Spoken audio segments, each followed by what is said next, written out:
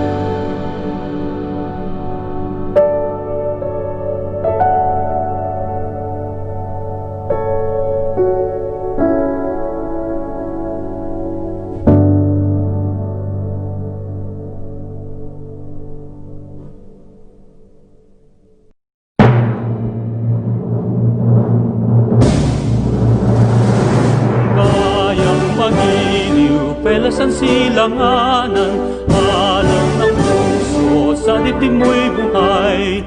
Lupang hinirang, duyan ka ng magiting, sa manlulupi, di ka pasisiil. Sa dagat at bundok, sa simoy at sa langit mong buhaw, may dalagang tula at awit sa paglayang inamahal. Ang kislap ng watawat mo'y tagumpay na nagniningning, ang bituin at araw niya kailan pa may di magniningning. Lupa ng araw ng walhating ng sinta, buhay langit sa piling ko.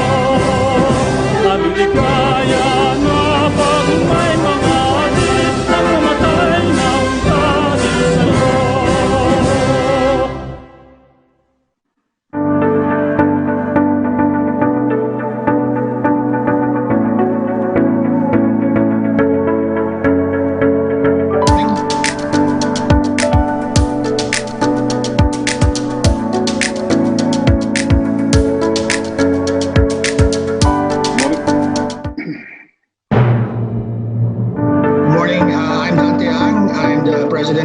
Chief Executive Officer of the Manila Times. Welcome to today's coffee break. This is our new series at the Manila Times to complement our other events and roundtable interviews. And as the first episode of this series, we're focusing on the future of advertising. Creativity is the key. We're very pleased to have three guests this morning to talk about our topic. Mr. David Guerrero, Chairman and CCO of BBDO Guerrero. Chairman of the 4A's Philippines. We also have Ms. Gladys Basinilio, co-founder and Chief Executive Officer of Intersections Communications Incorporated, and also Richard Cruz, Associate Professor at the Asian Institute of Management.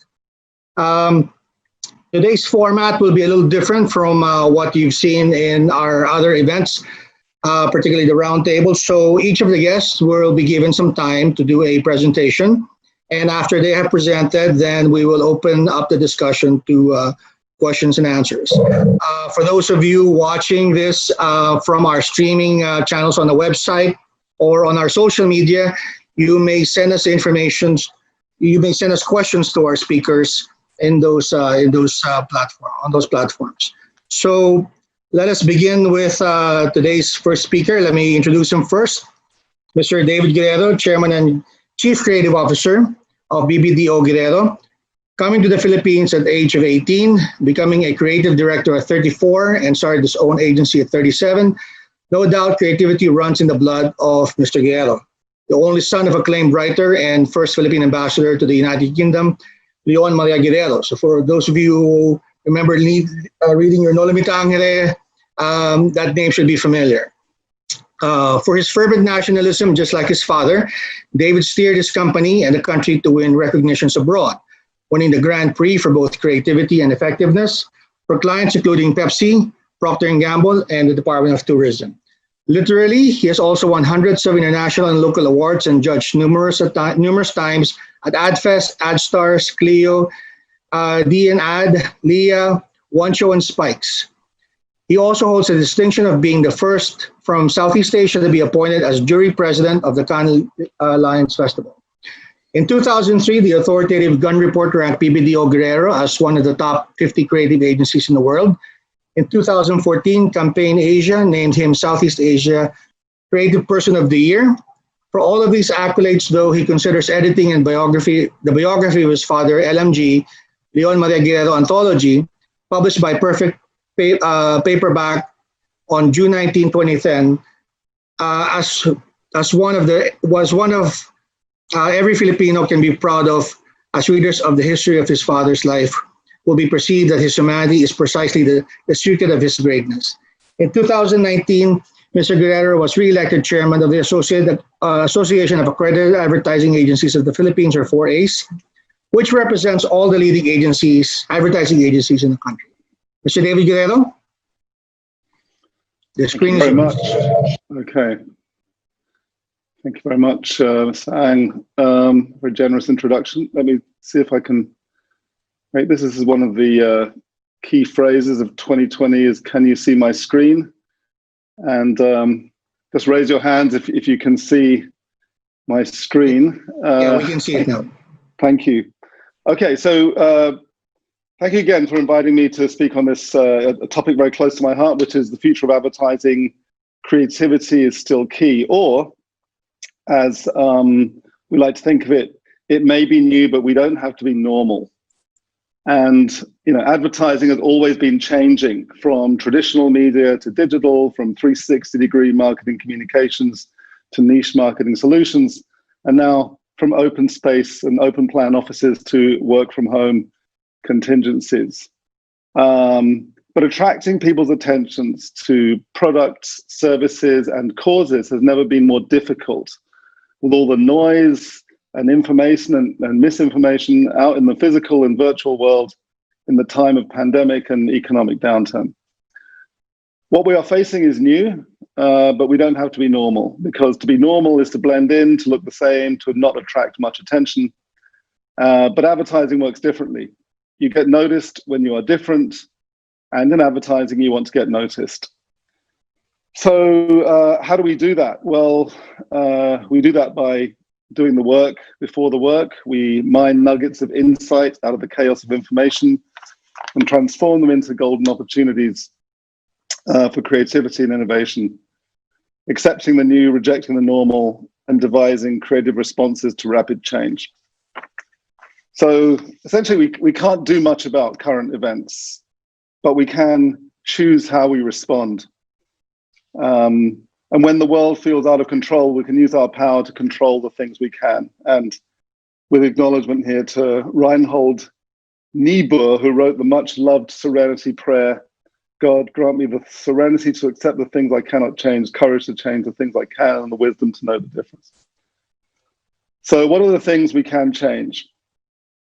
Well, I'm going to show you some examples of work that we've been doing together with our clients to change the things we can change. And one of the big changes has been that we've all been locked down, basically stuck indoors for 6 months. And if you are a brand like Mountain Dew, who's constantly portraying people outdoors, then that's something of an issue. And you're constantly portraying mountain bikers and skateboarders and people doing active things, then what do you do? So here we said our customers may be stuck indoors, but we don't have to be. And so we launched a campaign called Thrill Talk, which is a TikTok-based campaign, which I can show you now. Zero media spend, 38 million impressions. And it really is about bringing virtual thrills to lockdown thrill seekers. And I'll try and play this video, and I understand there may be, it may not come out perfectly for you.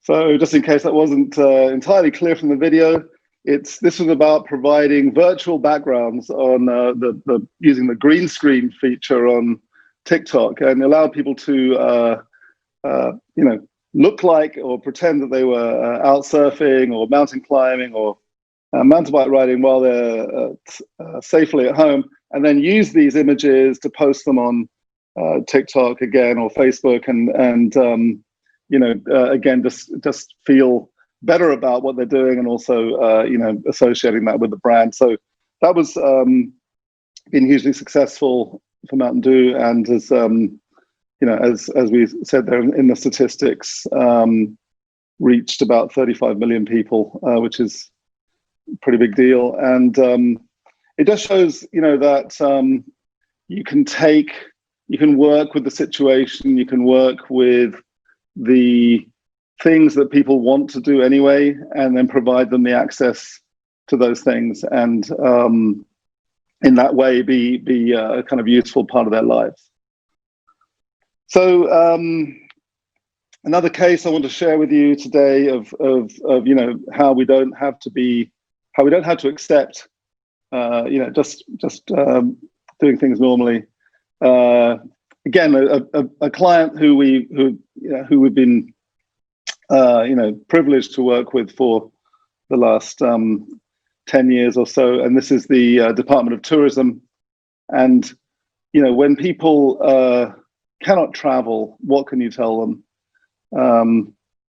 Well, here's what we devised. So last year, before all this happened, we went around the country and shot 16 different films around in the 16 regions of the country, and each one celebrating the attractions of that place. And as it happened, we went around and we shot these 16 different films within 2 months. It was a huge exercise, 51 days of shooting, very lean crews, and just getting it all done. And our idea was that you would wake up in these different places. So you wake up in Ilocos Norte, or you wake up in Palawan, or wherever it is. So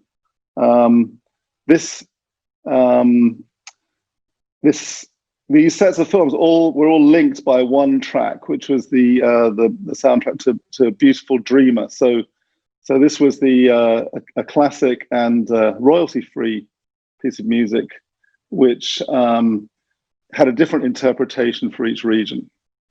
Okay, so then the pandemic hit before the launch of the campaign, and together with the department, we were able to pivot this work to resonate with travelers, all the travelers longing for their favorite Philippine destinations while stuck at home.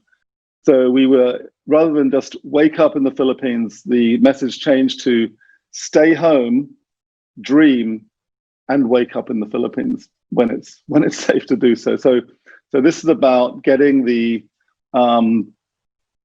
getting travelers to plan and to keep us in their minds as they plan for their future travels. And this provides a very relevant platform for this. And again, it's about taking this campaign to dreaming as a bridge when travelers can finally wake up in the Philippines again. Okay, so again, it may be new, but we don't have to be normal. And here's another thing that we've done with this time working with Facebook and with the Child Rights Network charity. So kids may be stuck at home, but we can explain to them why they are stuck at home, and try and keep them safe online as well. So we created this project which is called the GIF Learning Library, and it uses freely available GIFs that are on Instagram, and created GIF animated literature for kids. So to help parents teach kids about staying safe at home and online, because while the internet is a wonderful thing, there are also many reasons why we need to keep kids safe and make them aware of what it is they're doing. So this was all done using available stickers on Instagram and GIFs. So these are all free resources. And again, it suited the fact that during lockdown, you simply cannot easily go out and make traditional commercials with cameras and crew and people. I mean, it can be done, but it's more difficult and more expensive now. So we put these stickers together and created each scene, putting these pages up online as Instagram stories. So these tell the story of why the magical kingdom is to be locked down, and of all the things that are being done to again, a mysterious disease is spreading fast, and COVID is its name. So these are all the again, saying it in kids' terms, how what's going on and what's being done. So just to try and make it understandable and relatable to them.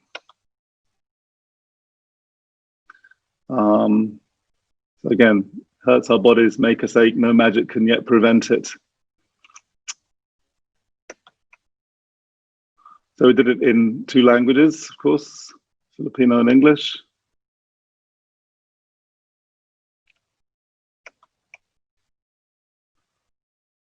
And ends with a hopeful note, the story of let's keep COVID from being passed on while we buy our wizards some time to come up with the cure.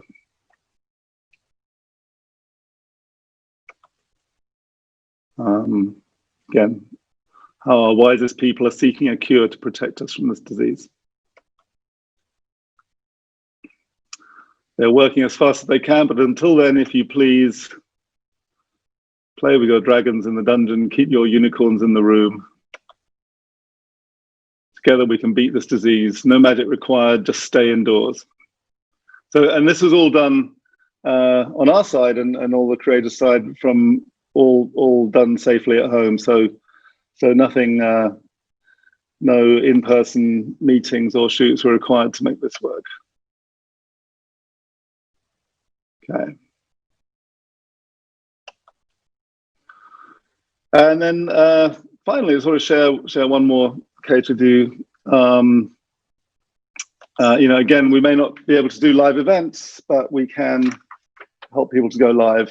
And perhaps our founding client, Pepsi, you know, for whom globally and for the past few decades done a Pepsi Taste Challenge, very much a live event, very much an event where people go and taste one cola over another and say which one they prefer. And again, this started before the pandemic struck, but the campaign continued. So this will just build.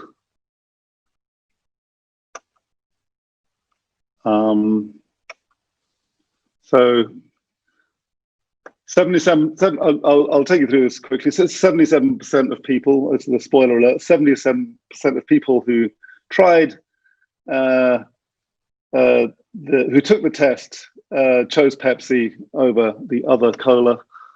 And of course the other cola has a larger market share. So again, there are obviously rules about how we can talk about that. So what we've done is celebrate our results in the most positive way possible by really celebrating the idea of 77, championing the 77% preference everywhere we can. And so we started off with the country's biggest boy band, again on TikTok. We're doing a lot of TikTok these days.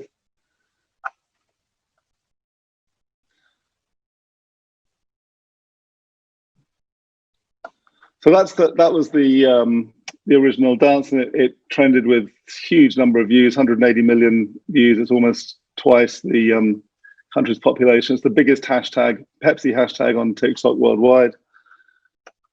And it just, you know, led to all this incredible outpouring of people joining the celebrations. And here, just play you some of these people joining in all over the country.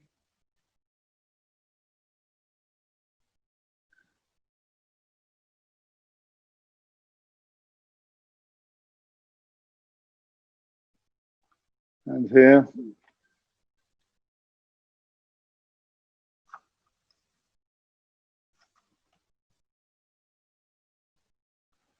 Okay. And then what I really like is these, so they made their tutorials so they can show people how it works.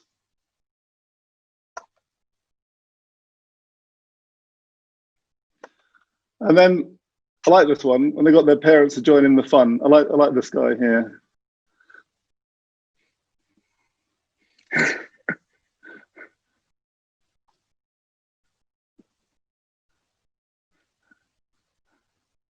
Yeah. So that goes funny, and this one has a mum as well, or is it a lol? I'm not sure. Well, she gets shy halfway through and starts to walk out. She leaves her daughter to it at the end of it. So yeah, it's a fun and participative thing, and you know, everyone was. I mean, this is people going all out with their entries. You know, recreating the whole boy band. I won't play you that now, but just to show you how else this went. Karaoke scores. We had our endorser change his jersey number to 77. You know, and just, you know, many more. We had 77 peso deals on Lazada's 7/7 sale. And a Laz Live event where we played 77-second games.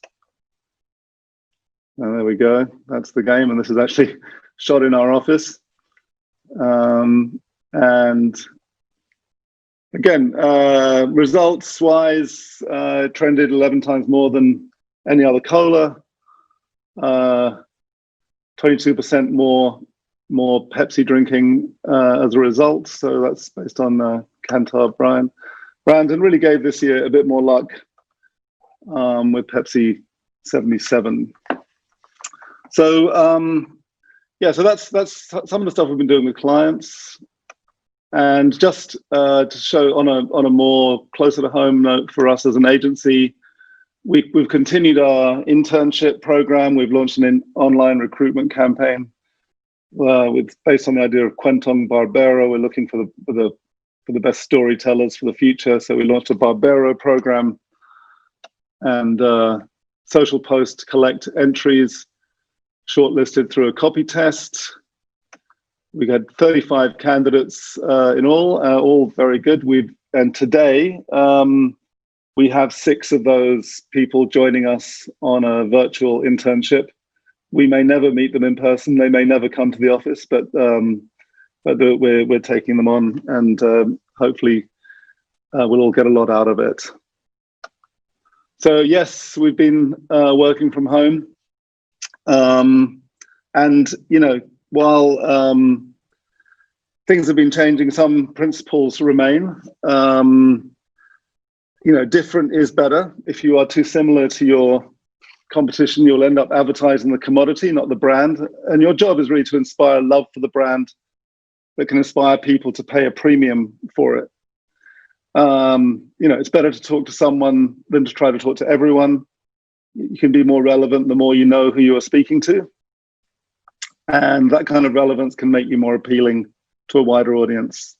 You know, and I mean, one example being the way, you know, an athletics brand will speak to serious athletes, and by doing so reach the casual exerciser. And then I think finally I'll just say, how you say something is a big part of what you are saying. People are smart. They read the signals you don't always know you are sending. So you need to speak in a way that sends the right message about your brand. If your work communicates care and attention, then that will shine a halo on your message and on your brand. So those are the principles we live by, and I think it's about again, you know, seeking out the different, seeking out the new, even when there are things we can't do much about. So that is us. That is our update on the world of advertising creativity at this moment. And I'll hand you back to Dante Yang, and thank you again for that opportunity to give this presentation. Look forward to your questions later on. Thank you very much, Mr. Guerrero. Let's try and stop sharing here. Does that work? Yes. Good. All right. Thank you. Thank you very much, Mr. Guerrero. Please stick around for the Q&A later on. We would certainly like to ask you about the advertising sector, how it's doing, but Sure. we'll give the other speakers a chance to present as well. So the next speaker will be Ms. Gladys Rondina Basilio. She is Chief Executive Officer of Intersections Communications Incorporated.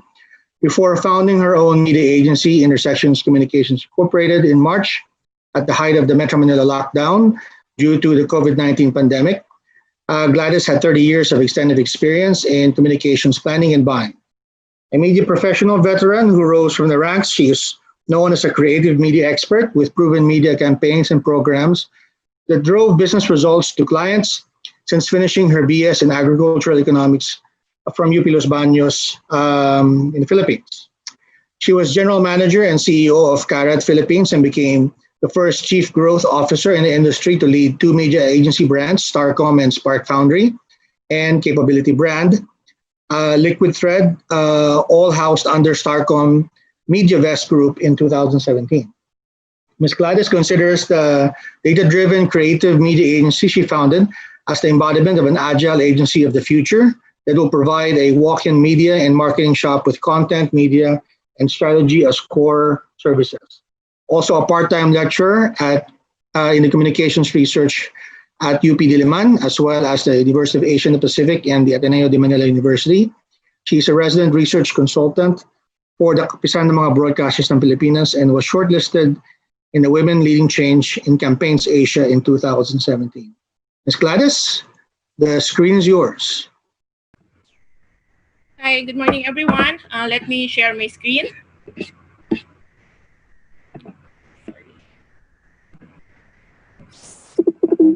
Okay. So it was really great watching David Guerrero, and obviously, someone I truly respect in terms of creatives. But with my 15-minute presentation, it's more of our take, my take, in terms of using media lens on, the future of advertising. And I titled my presentation, "It's actually time for a new box." So we all know we're, global pandemic, the coronavirus has flipped our world upside down. And marketers are really trying hard how to cope given the era of COVID-19. And in terms of our communication, we've seen on how they pivoted a lot of our advertisers in terms of their communications on, having it to be more empathic, supportive, obviously inclusive, and very human. But it is actually not enough. So we feel we need a new box. So before, I've grown in the industry and I've seen the evolution from the time that media is still a department to the time that it became media specialists working in collaboration with creative agencies. And before I can remember, when I was a planner, my bosses used to tell me, think out of the box. And then it became to a point with digitization and globalization, and they said, what box? Now we feel we need to get back that box, but it's going to be a new one. So we can't just paint over or refurbish the old ways of doing marketing. Consumers expect brands they buy to provide them with solutions for their needs, even if it's for a tiny problem. We don't have to overthink of everything that we do in terms of our communications. Not everything is about the brand. Not everything is about brand building. Sometimes small things matter to our consumers, especially now at the age or at the time of pandemic. Hard times, hard ties, real connections, and real solutions. So if there's just 3 points that I would want our viewers to take out from this presentation, is that creativity is all about going back to the fundamentals. Obviously, the brand purpose, staying close to the consumer, brilliant basics in terms of our marketing. And the second point is that it's all about having a blended experience right now, because you have a consumer that's stuck at home and wired digitally. right? So it's about being innovative, accountable, and we're being measured real time. That's the beauty of digital. It could be a double-edged sword. It's so easy for us to see if whatever we're doing is working or not, and it's up to us as marketers to adjust accordingly. And third point is that we're seeing that this is going not just to be a trend, but it's going to be something that's permanent. More and more brand will talk more about CSR, and it's a responsibility. It's all about sustainability and what can the brand do for the world. It's making a positive difference to the society. So Gladys, I'm sorry to interrupt. Are you supposed to be sharing a screen because we're not seeing it yet?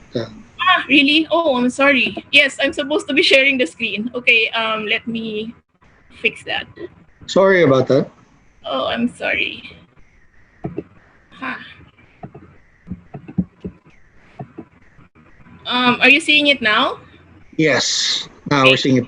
It's all right. It's just the introduction anyway. So Okay. just to I cannot move the sorry. Can you just share my screen and just I'll just I cannot move the slides if I share the screen. I don't have All right. All right. You'd like our guys to share it instead? okay. Oh, there it is. Okay, there it is. Okay now? Sorry. This is okay now? Can you see the I think screen? so. Yes. All right. Okay, just to reiterate the 3 points, I just want to go back because I think this is important. Creativity is all about going back to the fundamentals. Second is that it's a blended content experience. And third is that, more and more we're seeing a lot of CSR efforts, whether it's front end, it's deliberate, or maybe more on the actions of their marketers or advertisers.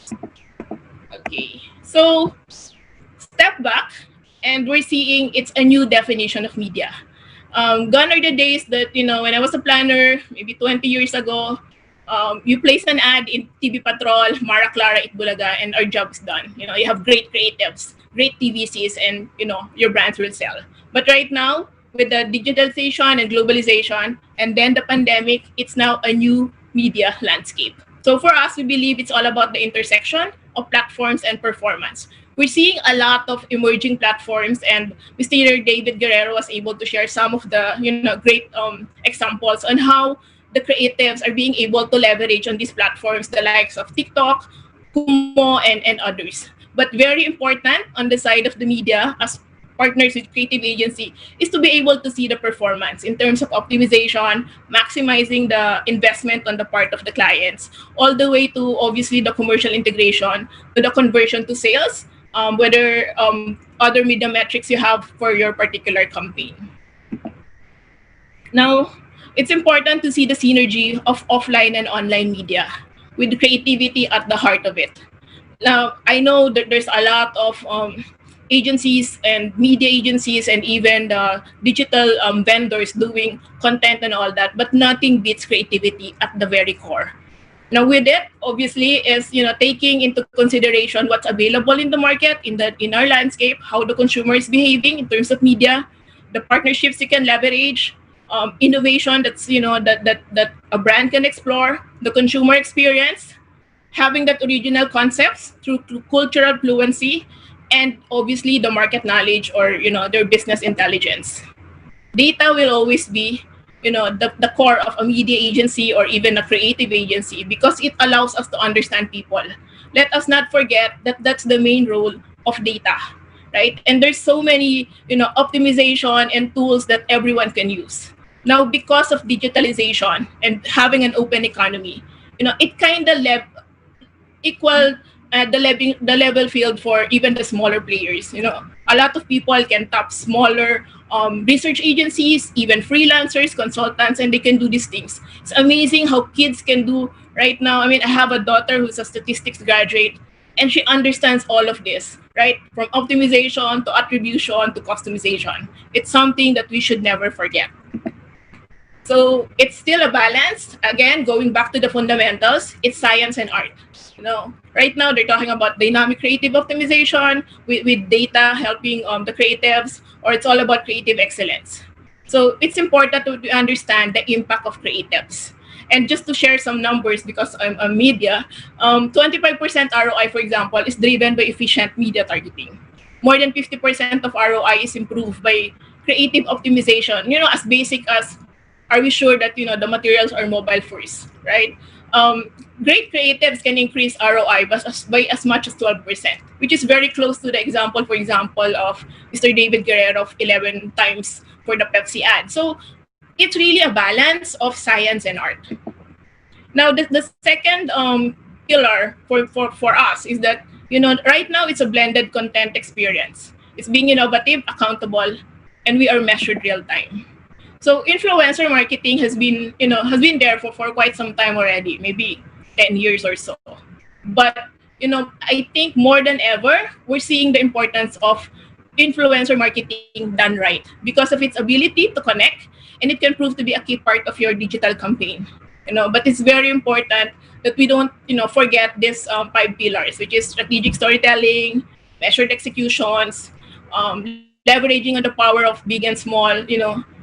It's not just all about the numbers. I mean, it's very critical that the role of a particular influencer for your particular campaign, and community formation and even agnostic association. So it's all about forming communities and leveraging on these influencers, whether it's a micro or a macro influencer.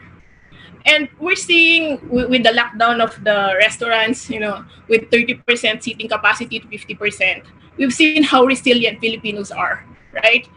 They're able to create their demands and able to close the loop. They understand at the very core or at the very basic Facebook marketplace. So it's amazing. I'm sure all of you have experience on, actually inquiring or buying, and it's either they arrange for your delivery or you pay for your own delivery. But the point is, these SMEs are able to create demand and at the same time close the loop. And e-commerce has accelerated in terms of its performance in the Philippines.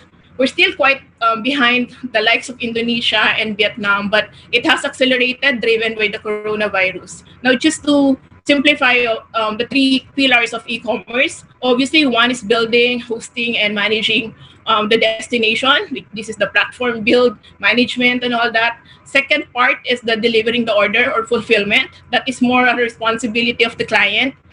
And generating demand, which is again a responsibility of the agency. Whether you're a creative or a media agency, it's always a group effort. It's having that content, driving to commerce, having that right context and content, leading it to the e-commerce, and obviously driving sales. So good content, whether it's a video, a blog, an article, from the top of the panel down to the site, and having be able to convert into a sale. Designing a seamless user experience to drive online conversion. Now, another trend that we're seeing, which we feel is going to stay, brands acting more of a content producers. So for Intersections, we've done these 3 online concerts. I think they're one of the first brands to do this as early as April. So Tanduay had 2 runs with their music marketing association. It proved to be very successful. We had one also with Bamboo for Tiger, and the numbers are there in terms of the performance. But what we've learned from this experience is that the artists themselves, it's about them, and we're all trapped in our homes, and the artists would want to engage with their fans, right? So they have their own ideas. Even if we've given them a briefing on how to do things, they will really revert back to us and say, can we do this? Can we do this? Because they really want to engage with their consumer. And it's important for us as producers, quote unquote, to really listen to them. For example, Urban Dub. And they asked, because they're from the South, from Cebu, can we talk in Bisaya? And we said, yeah, sure. And we've seen the amazing engagement, with the fans, with the Tanduay followers of their page from the South, and it proved to be very effective. Same with Bamboo, he has his own way of doing things. And Parokya, we had an impression of 1.5 million. It's by far the most successful online concert we've seen, in this country for quite some time, for the past 6 months. And now we're seeing a lot of the cultural credibility with these artists having their own channels. Right? It's still it's still very new. It's something that we need to observe on how they do things. Maybe it's driven also with the closure of ABS-CBN, but Vice Ganda, Catherine Bernardo, they're very big brands, I'd say, in terms of their persona, and they're able to do this with their own creativity. And Lazada does a lot of these events, live selling, and it proved to be, again, very successful for their particular promos or campaigns. Now, advertisers with their partner agencies, suppliers, has to behave like a connected network. I would want to copy what Mr. David Guerrero said. This is not the time to act normal, right? So we need to be able to identify the opportunities for us, especially for our clients. For recovery and growth, we need to activate the network. Has to be consistent delivery with shorter planning horizons. We cannot do the normal planning of 6 weeks, 8 weeks. We need to be more agile on how we do things. It's important that we empower, if you're a client, your agencies, and trust them that they will do their job. Because if you're going to work like how we do things, it's not going to work for us right now. So it's all about creating communities, strategic partnerships where it makes sense, and having that culture of leading and collaboration. So just to sum up those 3 points, it's all about the intersection of data, collaboration, and strategic partnership to create more impactful campaigns.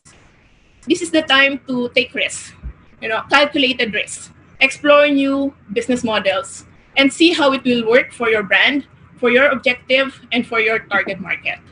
The last point is all about, having CSR and sustainability. What's your contribution to the society? This is not the time to talk about profit, right? This is not the time to say, I'm the #1 coffee brand, for example. No one cares, right? So it's more of the consumer, listening to you and, trying to understand what can you do for us? What can you do for me as an individual and to the society as a whole? These are just some of the examples of, what I've seen in terms of campaigns for the past 6 months. I'm sure everyone has seen the Cook Human Race campaign. It's all about selflessness, kindness. The Nike Play for the World, I think, is a runaway hit, right? So it's still embodying that spirit in terms of sports, but you have to do it indoor. Stay indoor. But they walk the talk, so they launch a lot of, apps and coaching videos, and LeBron James and all of their endorsers advocating it. So I think that's something really great. We've done a very simple social media campaign for Lamoyan, for example. It's a local brand, and we don't have much monies, and we said, let's just come up with something, because if you don't have the investments to do a lot of TV, because it doesn't make sense with the ECQ and all that, we converted social cards for like greeting cards. Because of the social detachment, we miss our friends. We don't see them right now, but this is what we've done in terms of our social media. And another thing would be the alcoholic brands. Amazing on how the likes of Emperador, Tanduay, San Miguel, showed on how they pivoted their business, both to survive and to help the society. So it's, having 2 birds with 1 stone, right? Doing the CSR, showing how they're donating to the different LGUs, doing their part, but at least helping their business also to survive. So this is just the 3 points. And I'd like to share and some sort of plug already, because we've launched the Panata, and the Advertisers Association of the Philippines, they were really contemplating if they would want to push through with the awards this year. Obviously, every year there's an awards competition, and then they felt, no, we needed to do this. As advertisers, they're leading, this, drive for hope, optimism, for recovery and growth. And our campaign is called Pandayon. So it's like that beacon of hope in this uncertainty faced by the industry today. We're saying that together we forge and move forward to a brighter tomorrow. So what we did, we covered the brilliant basics. We recommended a very decent, minimal media placements. We've helped them. And up to now, we're talking to a lot of media partners to support us, whether it's barter or collaboration, to be able to get our message out there without investing a lot. And we're making sure I'm going to go on live in a few in 1 minute. Redefining our experience for the awards night and having that industry collaboration. And we promise the industry that it's going to be a great experience by December. So that's it. Thank you so much. Thank you, Ms. Gladys. Also, please stick around for the Q&A later. Very interesting presentation. We have a lot of questions for you about that. So our next speaker is Mr. Richard Anthony Cruz. He is an assistant professor at the Asian Institute of Management. Since earning his Master's in Business of Management degree with distinction from AIM in 1997, Richard never left the institution, creating value at scale using tools such as business model innovation and design thinking. Also an expert in strategic marketing and corporate finance, his baccalaureate training in BS Management Engineering at the Ateneo de Manila University and early preparation at the Philippine Science High School worked well for his passion in teaching of degree programs at AIM. These include Master in Business Administration, Executive MBA, Master in Development Management, Executive Masters in Disaster Risk and Crisis Management, Master in Entrepreneurship, Master of Science and Data Science, Master of Science in Innovation and Business, and School of Executive Education Instruction for clients such as PLDT, Smart, Nestle, Philippines, Meralco, Lafarge, Holcim, St. Luke's Medical Center, and Ayala Lab. He's also well-versed in telecommunications, energy, real estate, hospitality, FMCG, chemical manufacturing, IT-enabled services, software, fintech, education, and logistics. His advocacies, especially in education, made him sit in various posts in the board of advisors of InvestEd Philippines, One Export, Pushcart.ph, and Let's Go Foundation. Mr. Cruz is also an active member of the Management Association of the Philippines. Mr. Cruz, screen is yours.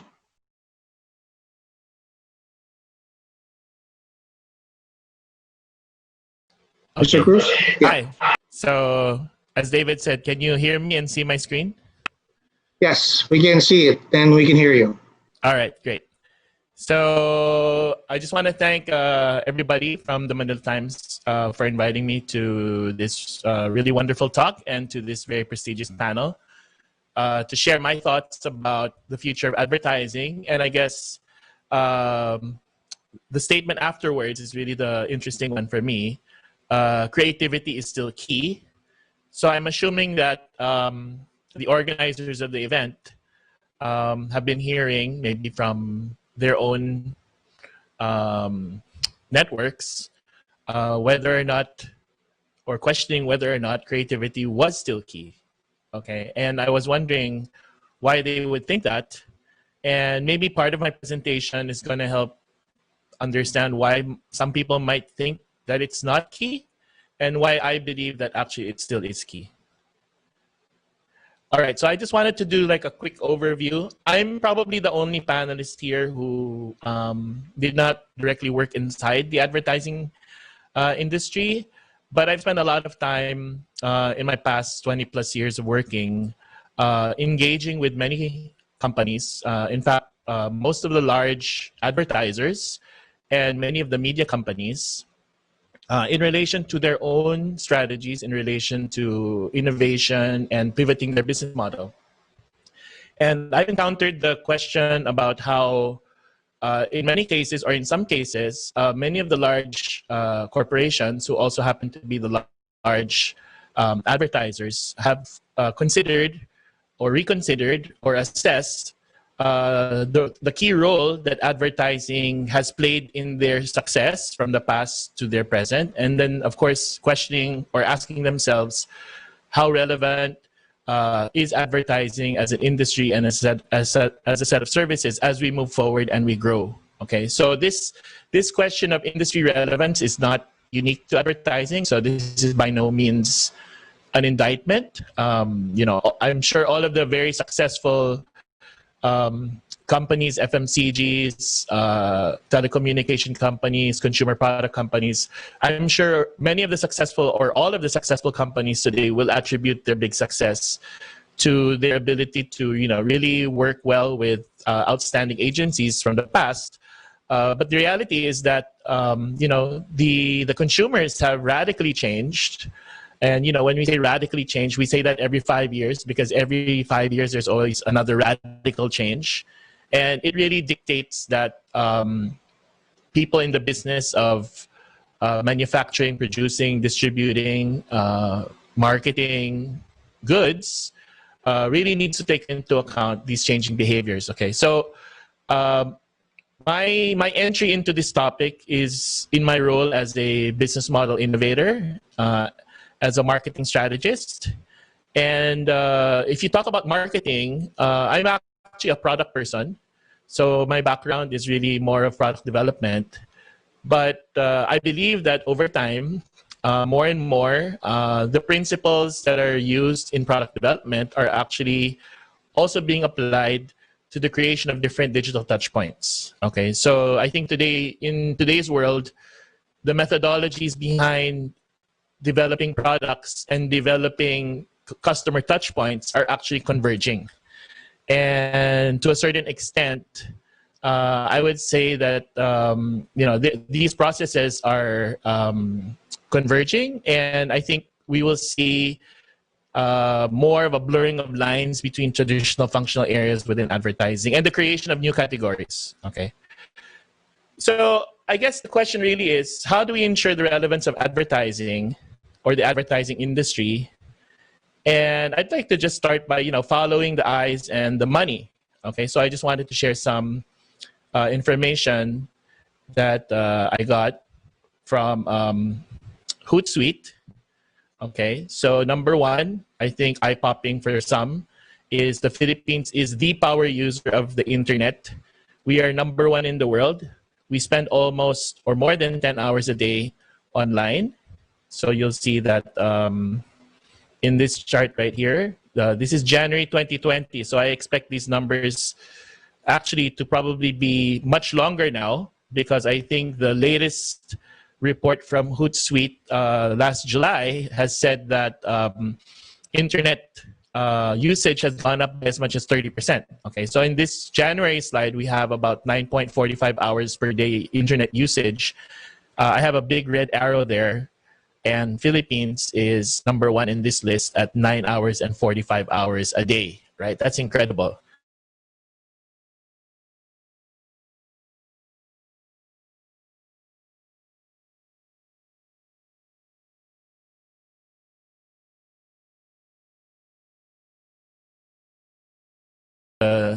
The 2-screen and the 3-screen. Okay, so if you're at home, you arrive at home maybe before the pandemic, you would arrive at home maybe at 7 or 8.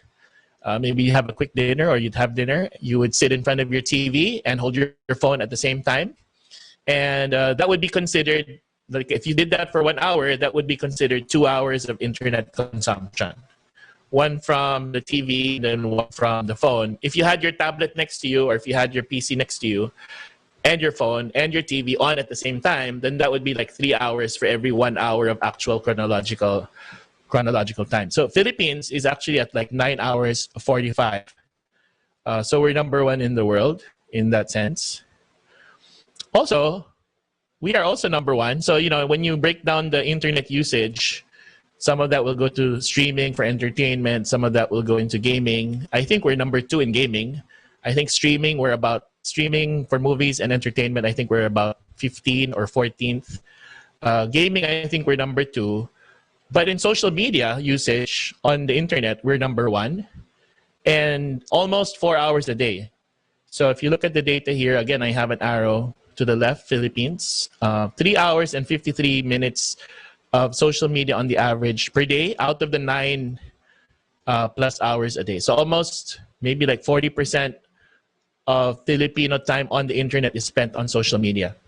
Okay, these are incredible numbers. I think the reason why I'm trying to show this data is really to communicate to the audience that we're really operating in a market that is, power usage level market. So when we think about trends in terms of digital, I think we cannot think in terms of like, what are the trends in the other countries? I think we really need to think about what are the trends that we spot here and we identify early. What are the weak signals that we're seeing in terms of digital or internet usage? And then trying to build on those so that we can really become more of the trendsetter globally rather than maybe like a trend follower.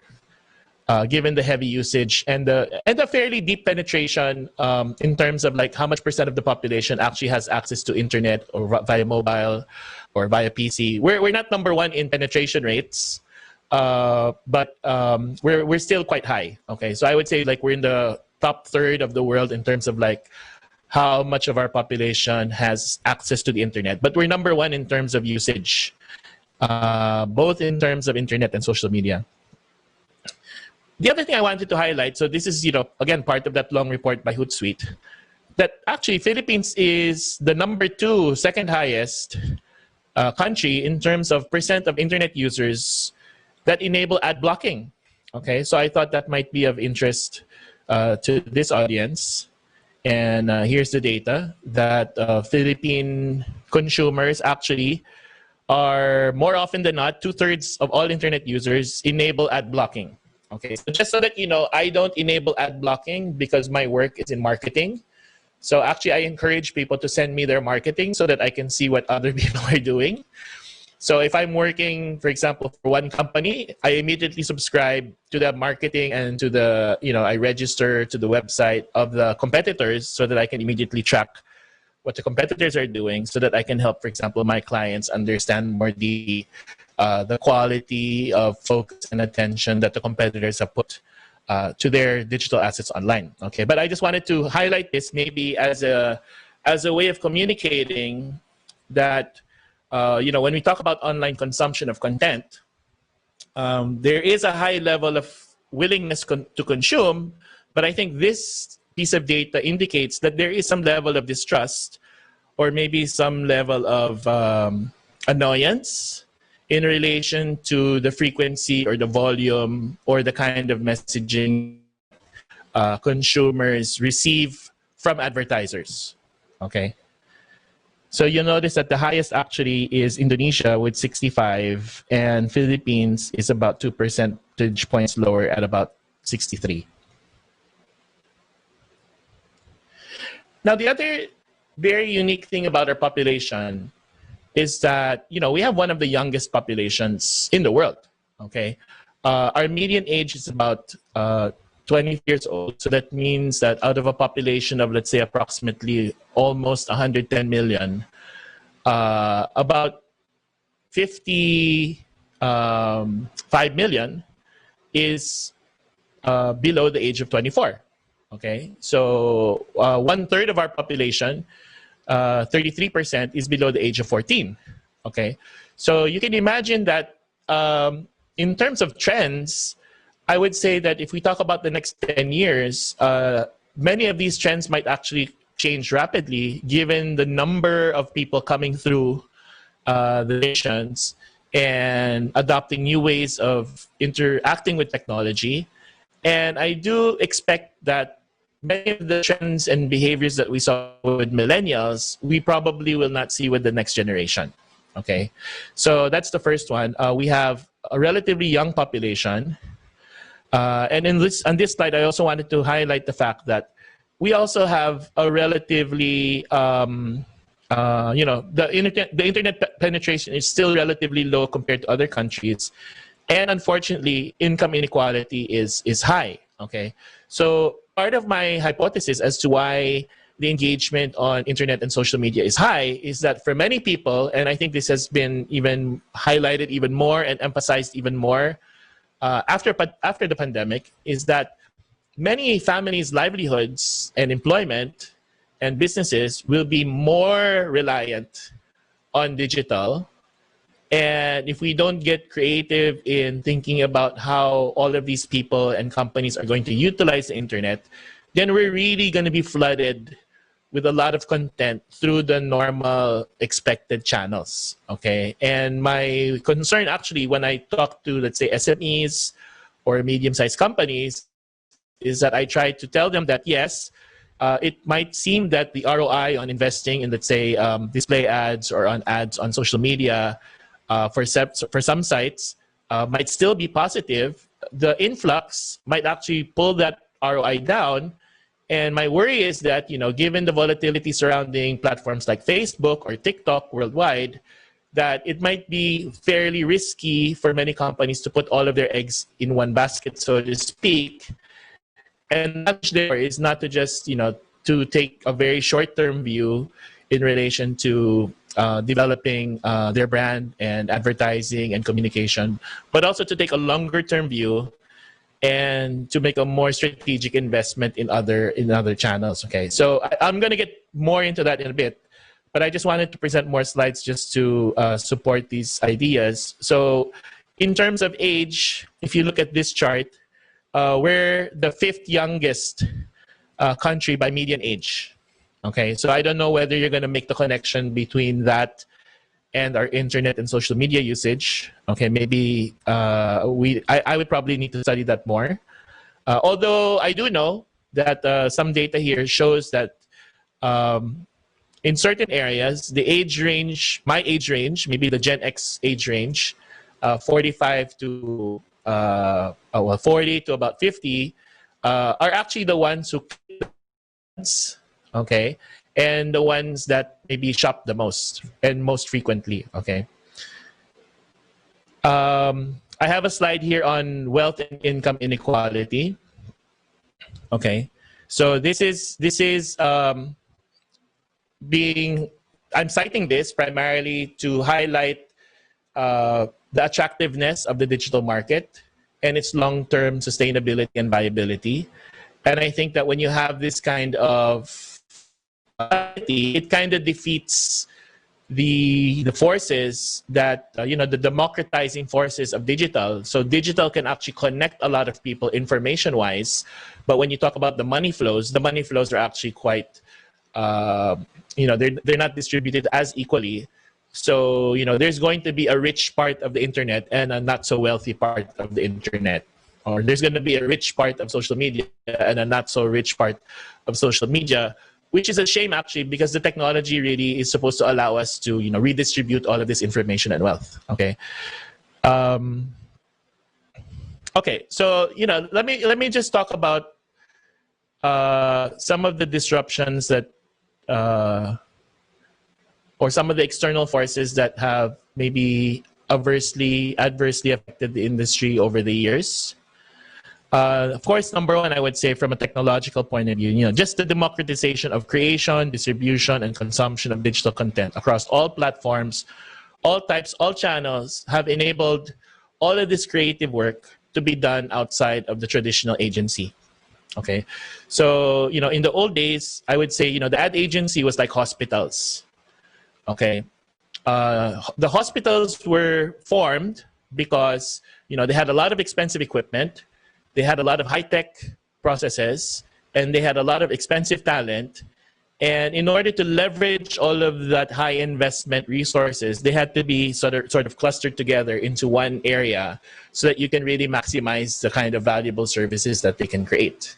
Okay, so that's happened in hospitals, and I think that's also the reason why you've seen the concentration of so much talent and capability within the advertising agencies. But the effect of the technology over time really has been to democratize that. And what I've been telling the health industry is that I do see the unbundling of the hospital to happen.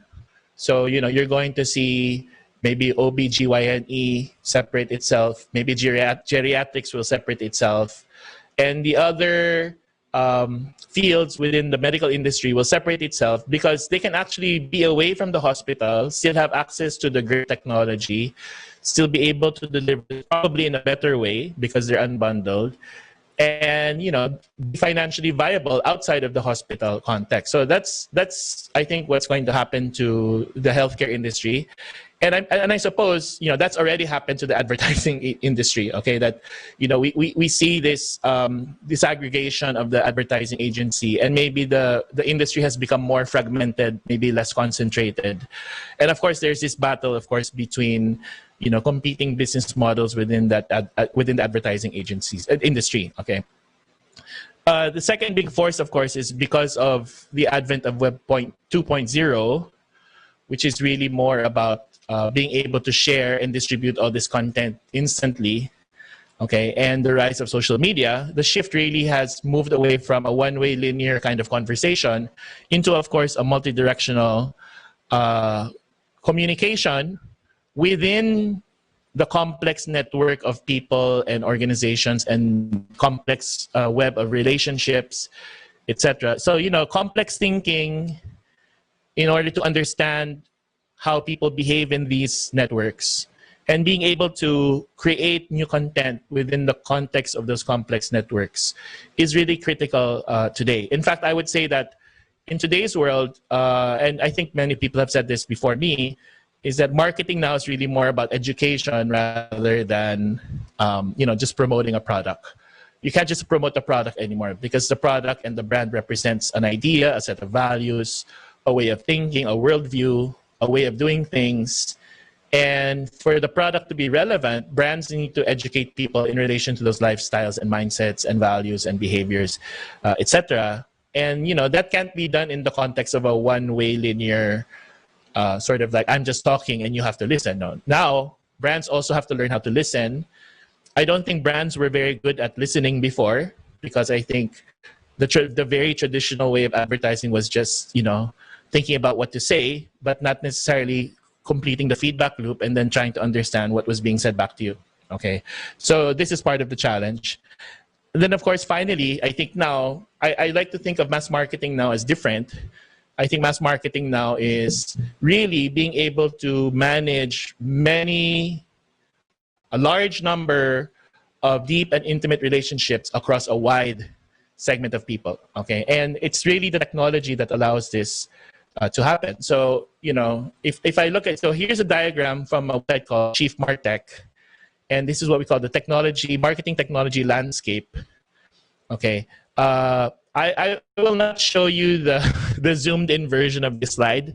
I will just ask you to just go and check chiefmartech.com. This is a sort of visual overview of the marketing technology ecosystem environment. I think this slide 2020 shows about 8,000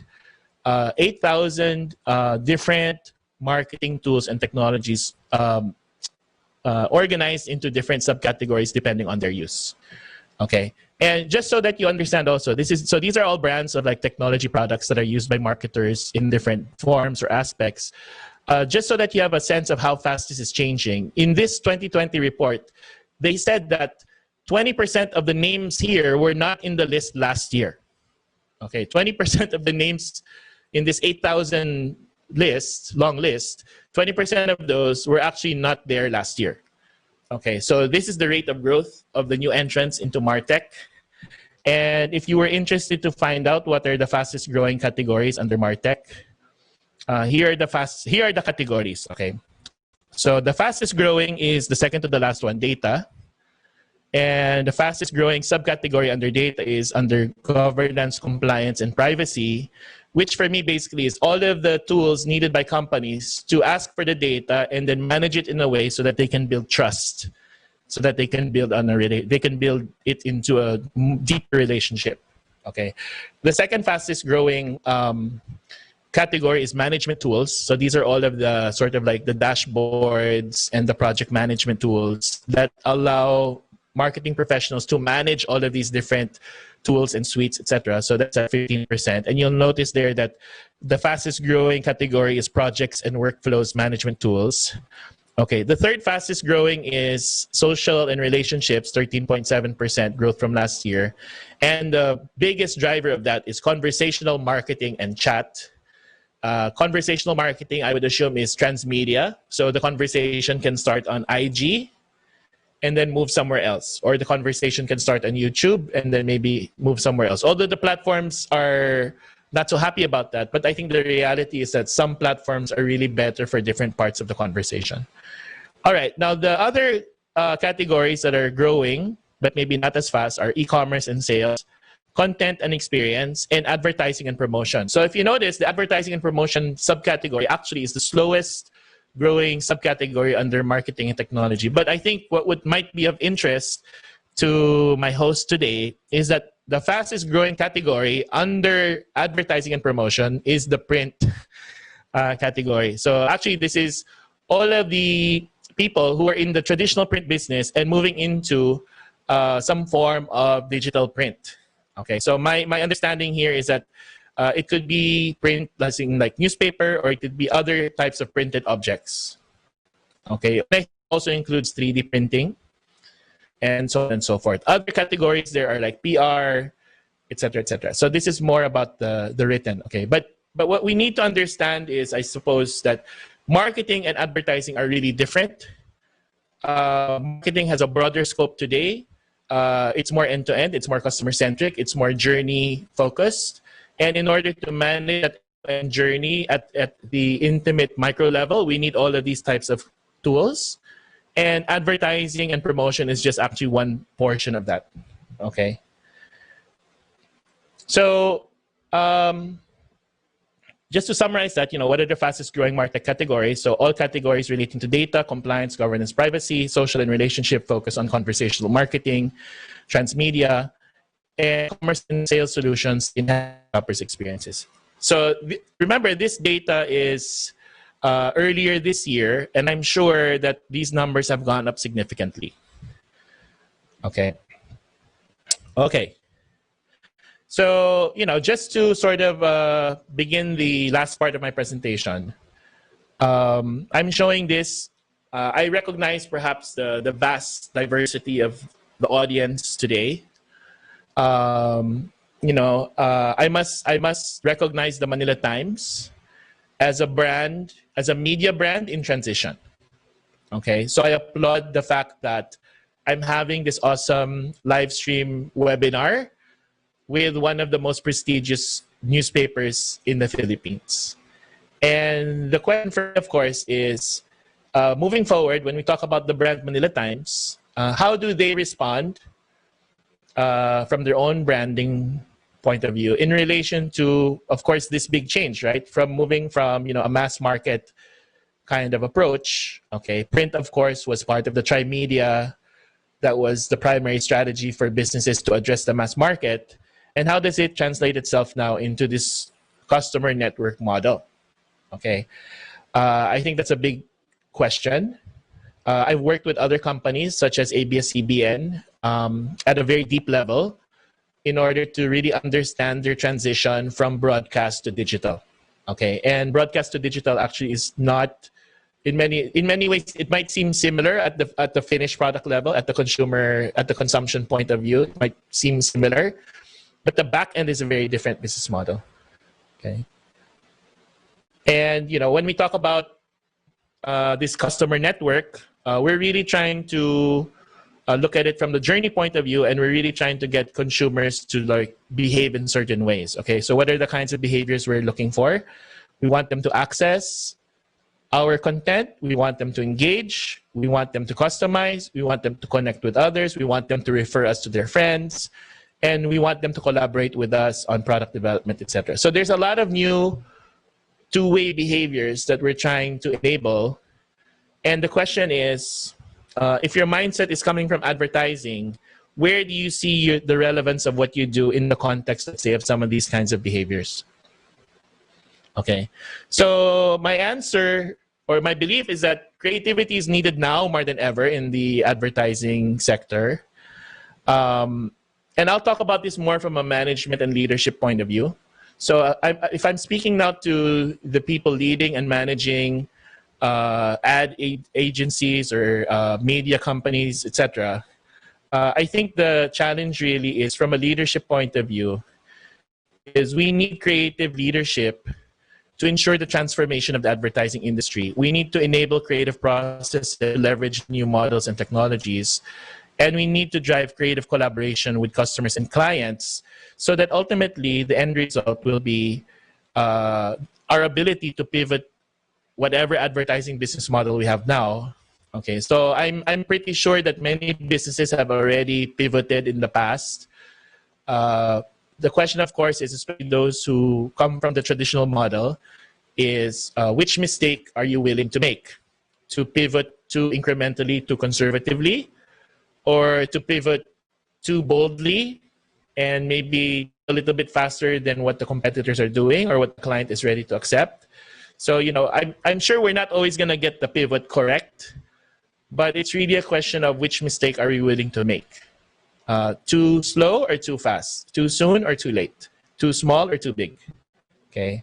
And on that note, yes, I think creativity is still key. And I thank you, and I look forward to any question that you might have. Thank you, Mr. Cruz. Thank you to all our speakers who made some very interesting presentations. So we'd like to move on now to the Q&A part. And before I do, I'd like to take a step back and maybe ask about the industry itself. I know that from the media side, from the publishing side, there's been a lot of disruption. We are certainly feeling the economic fallout from the pandemic. You probably read that story from the Inquirer, how the Inquirer is cutting a number of people, but this is true for many of the newspapers today. There's also, of course, ABS-CBN. The situation there, of course, doesn't have anything to do with the franchise, with the pandemic, but certainly the fact that it's cutting people as well because of its franchise issue, it doesn't help the situation either. And we know how, ever since Benjamin Day and the penny press concept, the advertising and media have been really related. So I wanted to ask Mr. Guerrero, Ms. Basinillo, how is the advertising business? How are you guys faring these days? What has been the greatest challenge? I suppose just to survive or to weather out this period. Mr. Guerrero, you want to start? Sure, I can do that. Well, I mean, it's obviously extremely challenging, not just for agencies, but for clients. And we only are here to work with clients, and we've been responding to their needs. I think there have been multiple challenges. I mean, first of all, as we said, the transition to working from home for an industry that is very collaborative and has people sitting in rooms, putting things on walls, and talking endlessly. That's been, a big change. But, for some people, some of our people actually see the upside of working from home, that they're not spending 3 or 4 hours a day in traffic commuting. They're not, in some ways it's become more efficient, but then I think what we found is it's become a bit too efficient, and we're scheduling too many meetings, and meetings are coming, one after the other, just because something ends at midday, the next one will start at 12:01.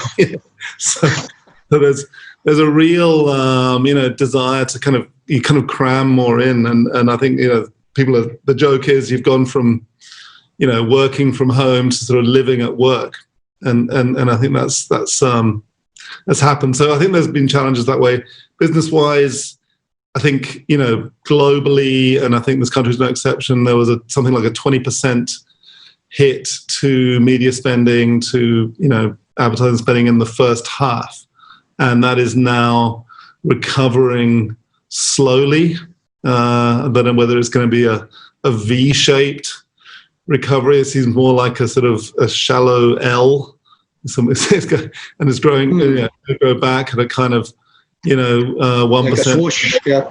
Yeah, well, more like, a very slow recovery, but, it'll come back. And I think, part of the consequence of that is more people working freelance, as a rise of independent, sort of contractors. I mean, companies now want the flexibility to work with freelancers. More people want the flexibility to choose their own times, to work to work when they want to. They're bringing up kids. They've got more demands on their time.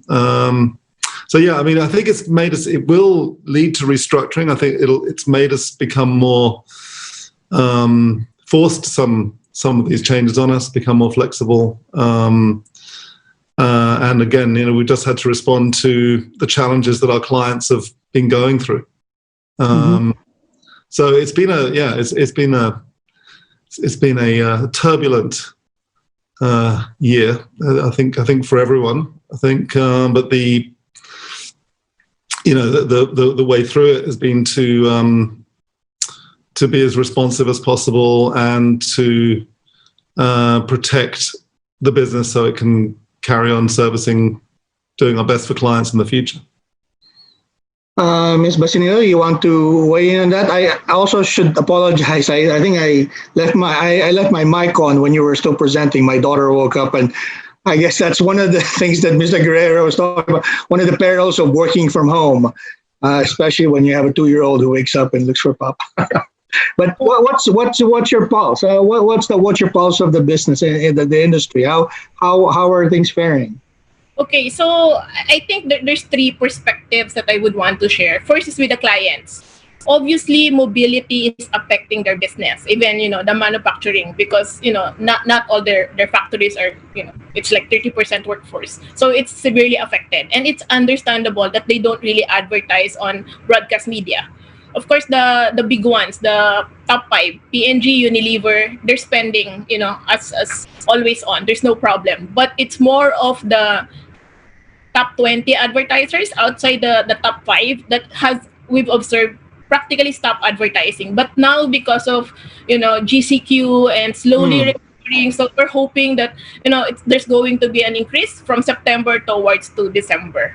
But in terms of the projection for the year, it could be as high as 50% or 60% less than previous year. I mean, we need to be realistic, and the suppliers, I mean, the media partners, has to really see that, in terms of the line of sight. I mean, we just have to weather the storm. We have no choice. This is something that happened to us. It's unprecedented.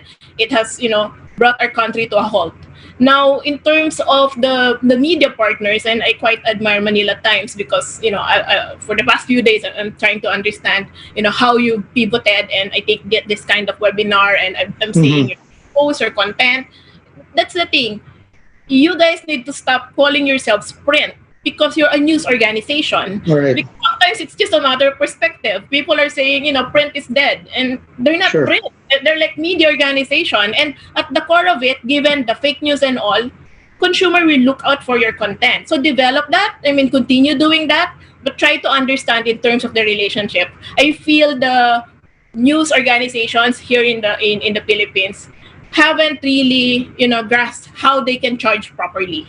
So there's something that they need to pivot. How do they charge in terms of digital? Because sometimes when I'm approached with a package, no way, that's too high. Sometimes they just don't understand how to do it. But, again, with collaboration, with media agencies, with your friends, you can consult, and this is the time to really help each other. That's something that we can look at. Now, on the side of the agencies, the big agencies, they have naman their big clients, but imagine we started at the middle of the pandemic. So as David said, we're working more with freelancers, consultants. I mean, where it makes sense, we tap them for their specific expertise. But obviously, there's also, it's also a double-edged sword. You just need to be careful on who you tap. You have to make sure you protect your client in terms of NDAs, compliance, the legal side of it. Now, content, doing a lot of these online concerts, making sure we check also the sync rights, working with the record label. So it's a very exciting, times. And I feel, because I've always been optimistic, after the COVID and these two shall pass, it's going to be a much better industry. So, I mean, 12 months down the line, we just have to survive it. And our advice to our clients, don't do commitments long term. Look at it more of a short term because there's a lot of changes. Look at it per quarter, right? But not on a full year negotiations or volume deals. That's how we're seeing it right now.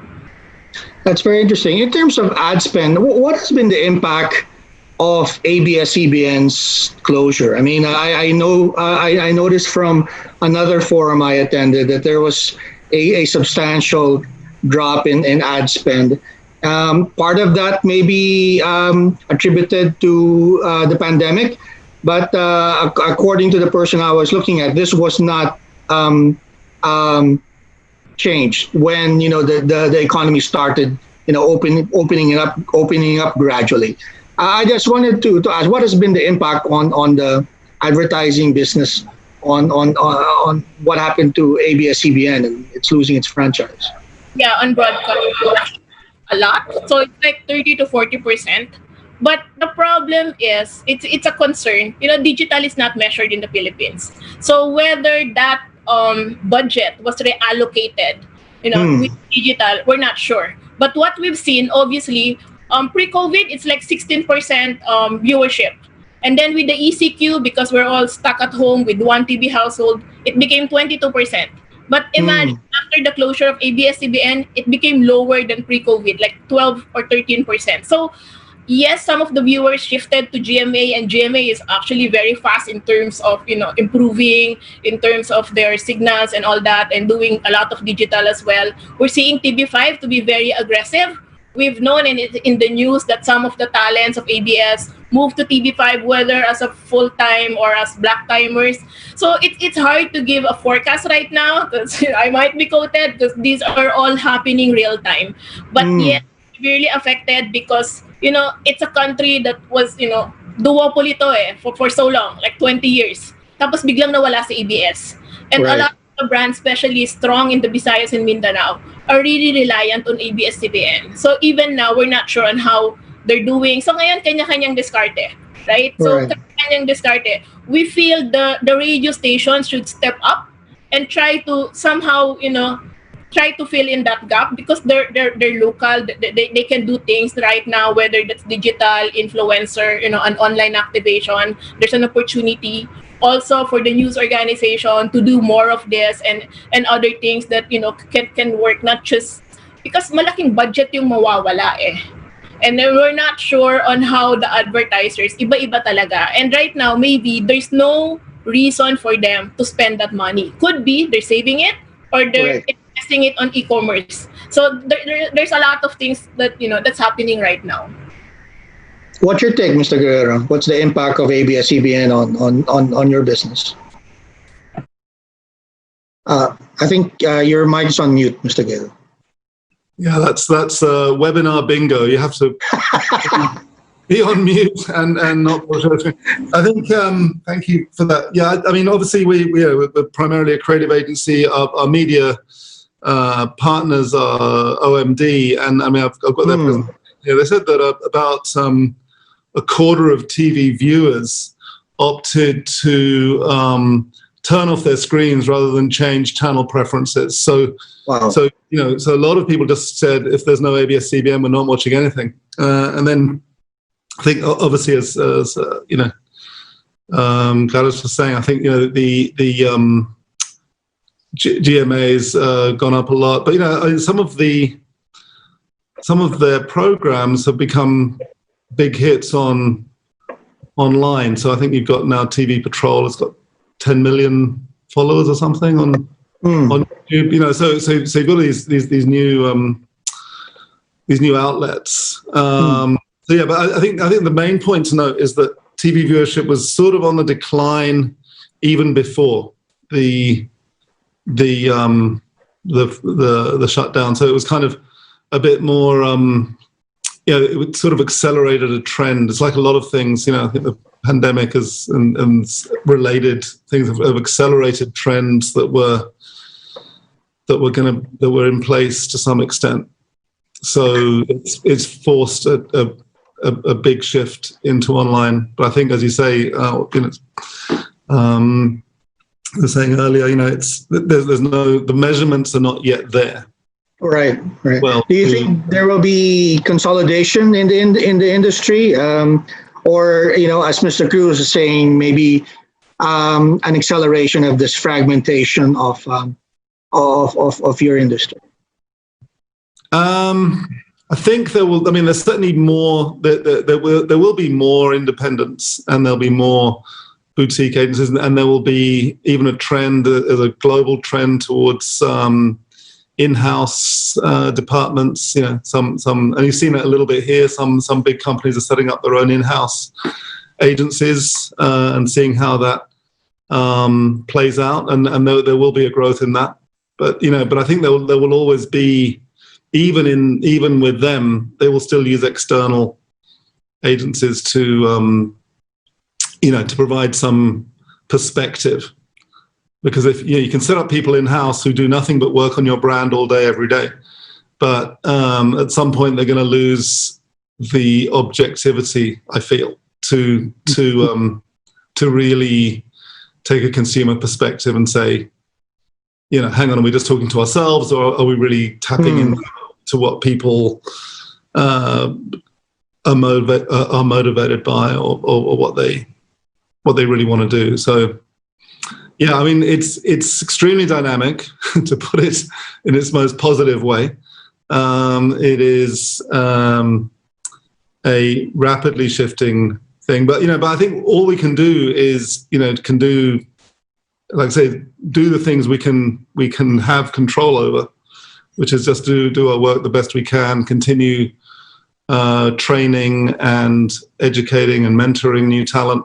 This is a business that needs constant new talent, and and then one of the great resources of the Philippines is a much greater supply of talented, creative people, probably than any other country in Southeast Asia, I believe. And I think it's I think you can go around the region, and there's a lot of Filipinos working in Singapore. There's a lot of Filipinos working in Malaysia, Indonesia, Hong Kong, and not to mention beyond the region. So I think there's this incredible talent resource here, which we need to continue to nurture, and it will continue to be a great export for us.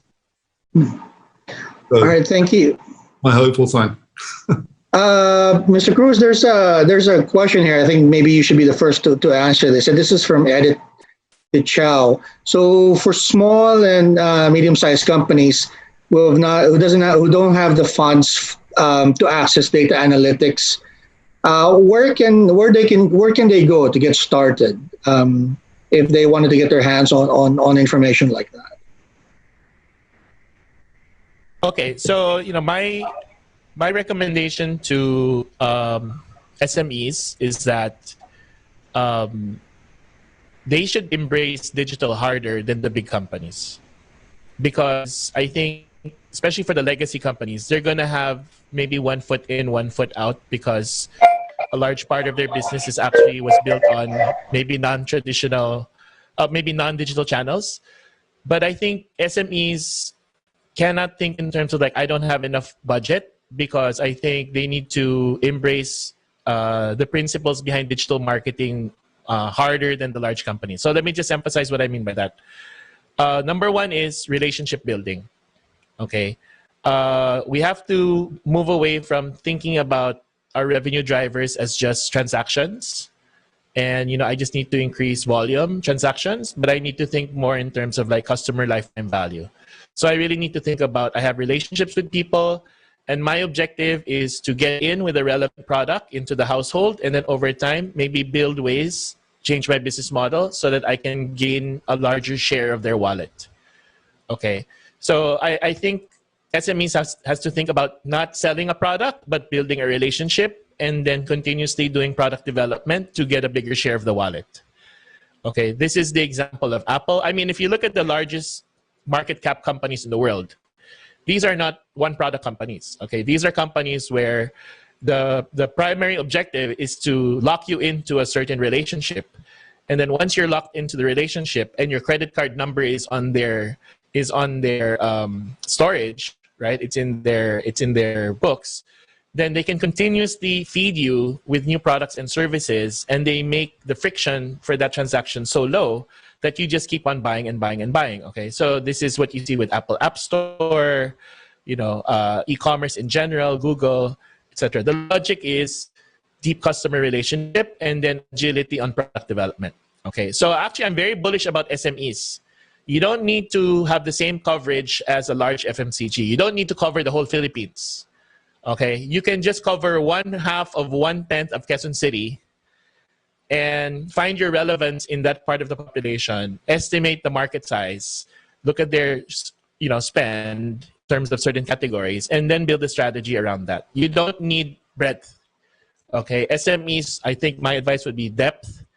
And so when we say limit the budget, it means you don't have to acquire as many customers organically. Maybe the acquisition can be like friend bring friend or referral or user generated content, but your strategy really is to ensure that the relationship is relevant, and then that the product offerings are deep, and the result is high revenue share. Okay, so I forward maybe in the future to buying a store. Okay, so but I don't expect to just buy news. maybe I'm gonna buy, or maybe not just the news that are in the existing newspaper, right? I mean, how many news categories are underserved? I'm sure there are many. I'm sure that there are many, many, many unserved news categories where people might be willing to buy all of these news objects. Given that you have a good relationship with me, trust you, and I trust you with my data and with my credit card information, and you just push me about news. Okay, so I'm from the province. I live in Quezon province, Lamon Bay.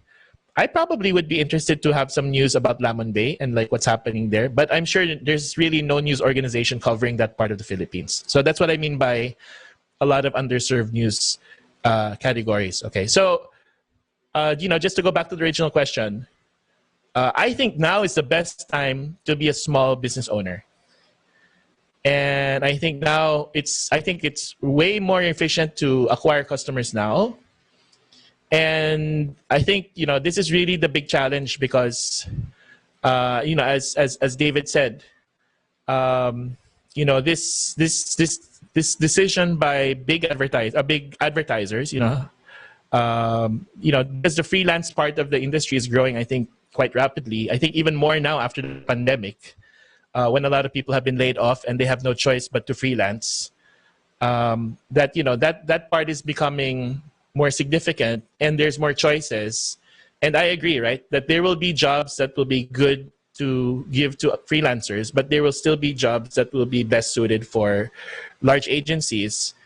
But I think the challenge with large agencies, with my experience working with their clients, is that in this world where data is becoming more important and relationship building is becoming more important, maybe the processes as to how agencies and companies interact are not designed to maximize that relationship over the long term. And I think maybe that's why we see more of the in-house agency emerging. It's because it's easier to deal with these data issues, data management issues, and then being able to pivot quickly in terms of like creating new digital touch points.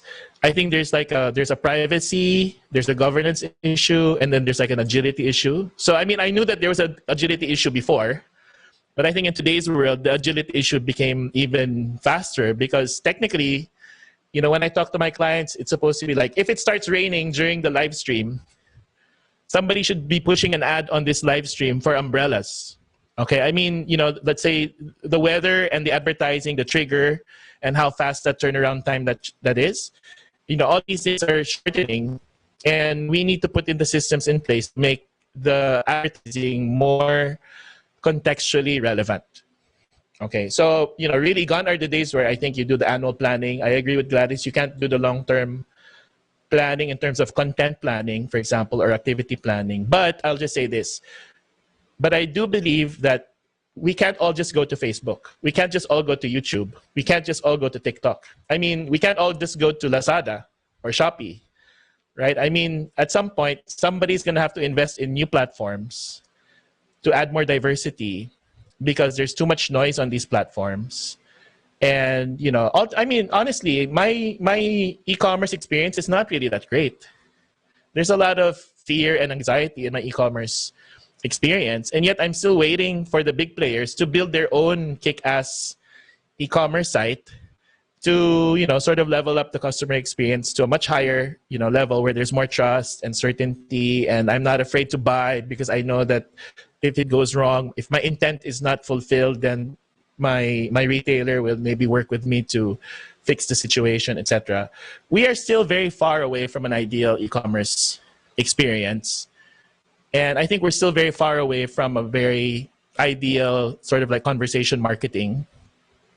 So in that sense, I believe companies need to invest in a long-term, they have to take a long-term view on investing in their digital platforms, like the own portion.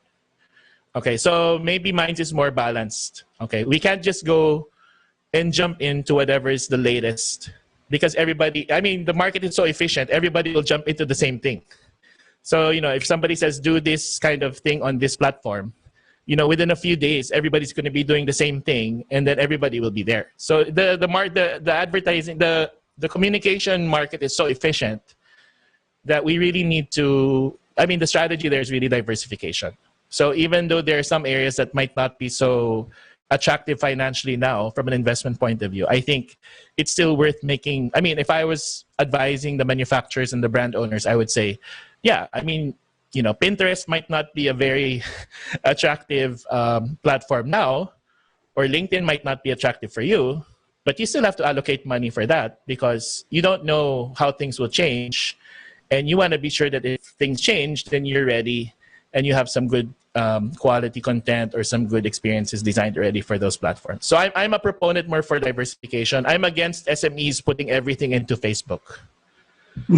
Because, you know, if Mark Zuckerberg says, you know, we're going to shut down ads for a week, he can do that, right? For whatever reason, you know, shut down ads for a week. Your business is going to go. You know? So, you know, I guess to all SMEs, just be courageous and embrace digital more than the big players. That's your advantage, actually. Yeah, that's very interesting. You know, does segmentation matter at all when you talk about social media?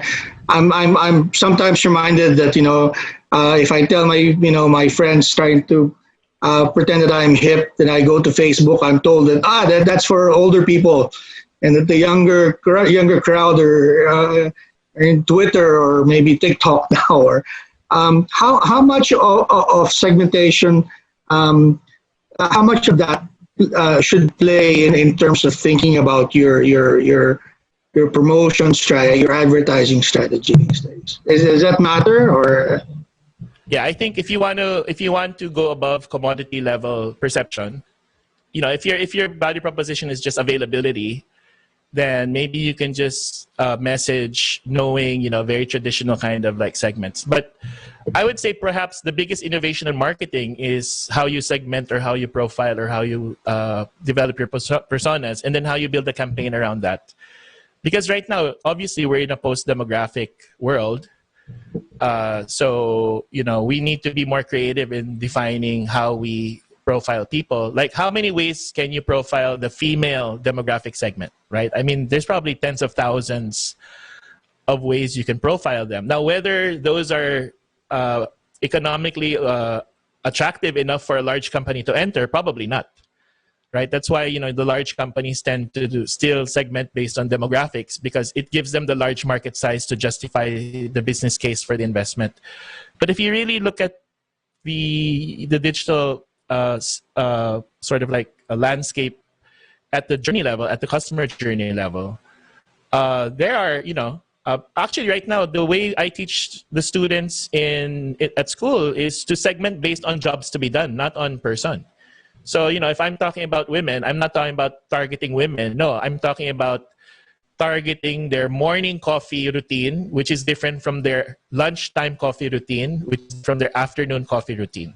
So my brand could be the top of mind choice for the afternoon coffee routine, which is different from the coffee for the morning. I mean, basically, it's the same person, but the same person can be consuming both, like the basic brand and the premium brand, based on the job to be done.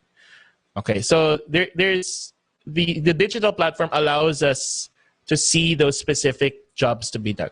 Okay, because of, you know, where you do it, so the GPS data, the time of day, the context where you are, you know, all this data gives us the insight that, like, a person like me will have a completely different preference for the same category in the morning and the afternoon, just because I'm consuming it with a different group of people in a different place for a different purpose. And that's, I think, harder to execute in the traditional media, because the traditional media is not agile enough, I think, for that. Or it's not maybe economically feasible to have 3 separate messages for 3 contexts for the same person. it's interesting. Ms. Basinillo, you mentioned influencers earlier. I mean, how much of what Mr. Cruz was saying plays into maybe identifying the right kind of influencer? And do you look at the right kind of social media platform? Is it going to be on Instagram or Facebook or Twitter, or does it matter? Or maybe a better question is what class of products would be more suitable, say, to Twitter, and what would be more suitable to Facebook or TikTok or whatever? Is that the way? Is that a way of thinking that's being practiced now, or is that an off idea? Yes, it's very important that you understand the relationship between the influencers, the content producers, and the platforms that you recommend alongside. So when we come up with our recommendations, it's something that we both have to weigh, and we present to the clients the options. Now, influencer, the term influencer, it was built based on their credibility, on how their followers, admire them or believe them. So it depends on the objective and the campaign. Right now, we're seeing micro, nano. I mean, that's our term. 10,000 and less influencer, very effective. It really depends on the objective. As far as PTA president or barangay captain, because sometimes if your effort is really down to the local level, if your activation, your promotion is that it's something that you will do only in this particular city, then we look at it like that, because it doesn't make sense to waste the investment of the clients. So I strongly believe in an always on influencer marketing, but my caution to advertisers: make sure you understand first how it works, and then you deal with a lot of partners, because it doesn't make sense also that you do it yourself, because that's not efficient. But there are a lot of agencies that does this with their particular dashboards or their tools and all that. Us as agency, that's why I feel the media agencies, the creative agency is always needed, no matter what happens, because we're the ones looking at it on a macro level, on an ecosystem. The thing is, you want the consumer to stay within the ecosystem. So for example, the areas of Lazada, there's a lot of marketplace, whether that's Shopee, Facebook, and all that, and then you have the social media, and then you do the influencer to drive it to that, right? And then there's the big players in terms of e-commerce, like the Shopify, the Shoptimize, Magento, and all that. The idea is for the consumer not to live within that ecosystem. So when they see your brand, whether an influencer is talking about it, and if it makes sense, their video, their blog has that button, click to whatever to add to cart or interested, then that's an interesting campaign. So start small, do it like a minimum investment first, check the learnings, and then that's the time, if you're comfortable with it and you can fulfill the orders, the back end has to work. As Professor said, the e-commerce experience should be in place, because if you do all of this advertising, and then when it comes to the experience, and they'll see that we don't deliver in your area, then that's a wastage for your campaign. So it really depends on the, I guess, the aggressiveness also of the client, and this is the time to do the test and learn. Mr. Guerrero, you were nodding your head earlier, and you also mentioned during your talk that some principles stay the same. In the discussion of influencers, is it similar to having an endorser in the old style of thinking, to having an influencer now work with brands to do their promotion, communication, marketing communication, or is it different? I think it's just a different way of doing things. Influencer or endorsement will always be effective. I mean, that's why the NGs, the Unilever of this world, they will always get their endorser, new products, and all that. That will always work. I don't think there's question to that. But what if you're, a mid-sized advertiser and you cannot afford these big talents, right? So normally we follow the principle of 1-9-90. You get one quite big influencer, and then there's 9 who can really do the more engaging, more in terms of scope of work, and then hopefully the 9 can influence the 90. So there's a lot of principles, different models that we can not just play around, but explore. And it's a matter of the influencers or the endorsers has to be realistic also. I mean, we're talking to them at this level that, hey, you cannot charge us the same, talent fee as you used to be, because it's different now. I mean, you don't have the TV, the ABS-CBN, and the same reach as the two speakers have said.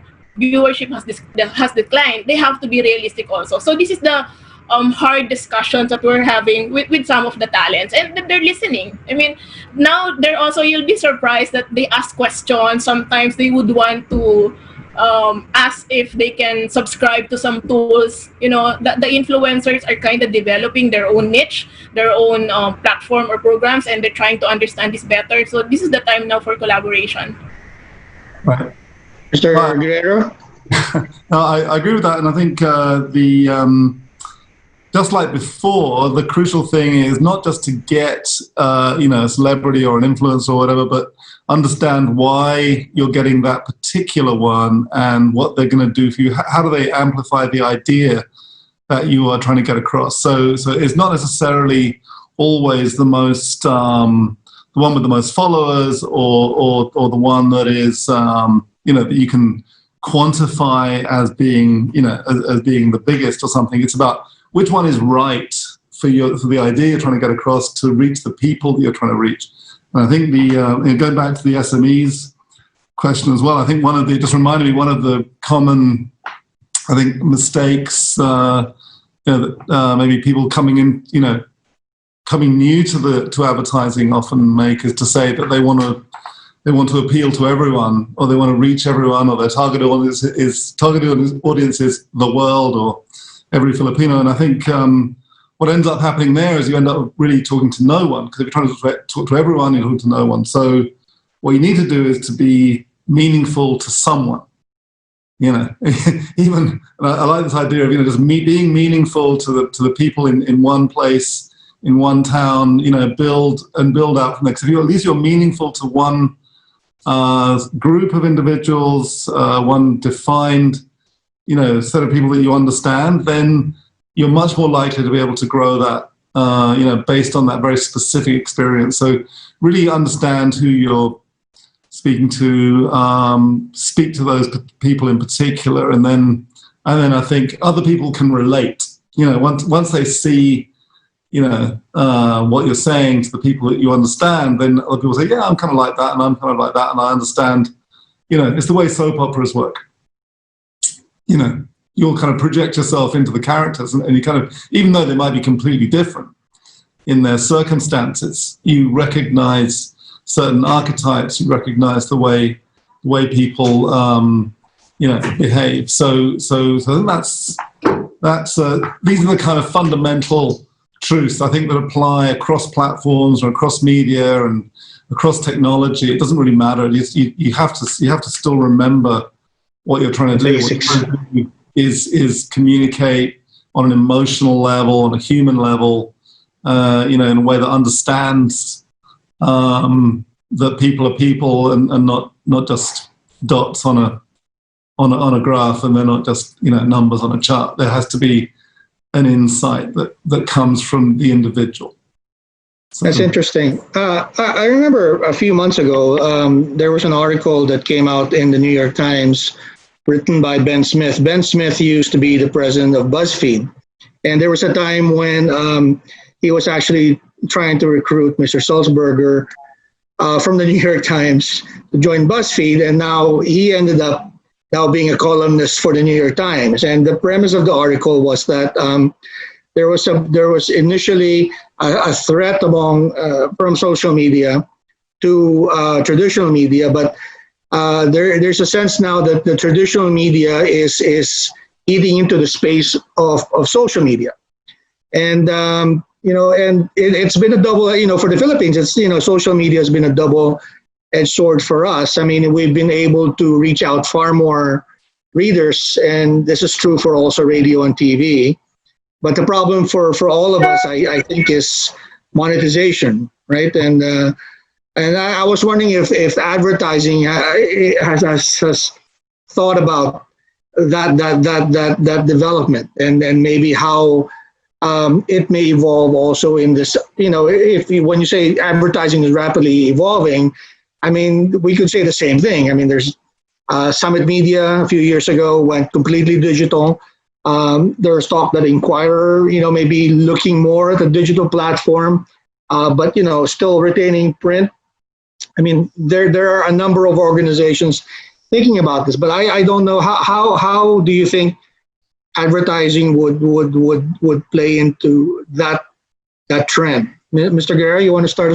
This will be the final question, by the way. We're running out of time, but.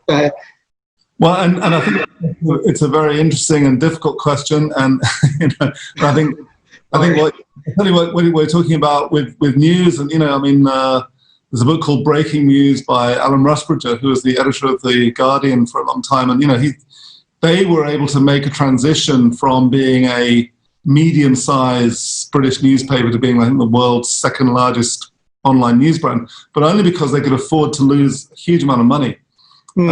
Trust behind them to make the transition, and their profitability is still in question, and it's still a difficult thing. You go from a very certain revenue model, you go from advertisers putting ads in the paper.